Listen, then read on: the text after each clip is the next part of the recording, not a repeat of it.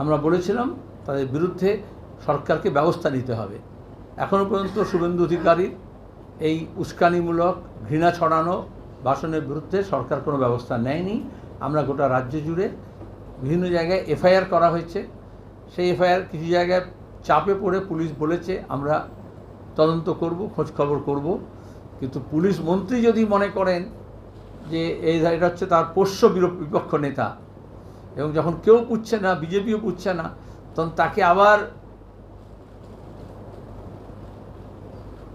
প্রয়োজনীয় প্রমাণ করার জন্য গতকাল দেখেছি আবার এরকম তৃণমূল বিজেপির নাটক কীরকম হয়েছে, তাকে প্রাসঙ্গিক করে তোলার চেষ্টা করা হচ্ছে। কেউ পুচ্ছে না তাদের কথা, তার হুমকির কথাও কেউ মানছে না।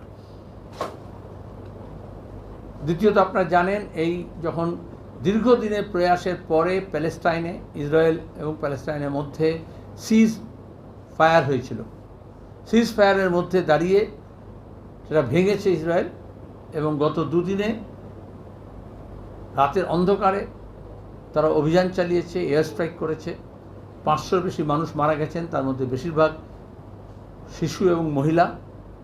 তার বিরুদ্ধে আমরা প্রতিবাদ করছি এবং সর্বত্র শান্তিপ্রিয় মানুষকে, স্বাধীনতাকামী মানুষকে, মুক্তিকামী মানুষকে এবং যারা মানবতাবাদী এই দানবীয় শক্তি জায়নবাদের এই অন্যায়, অত্যাচার, আধিপত্যবাদের বিরুদ্ধে প্রতিবাদ সংগঠিত করার আহ্বান জানাচ্ছি।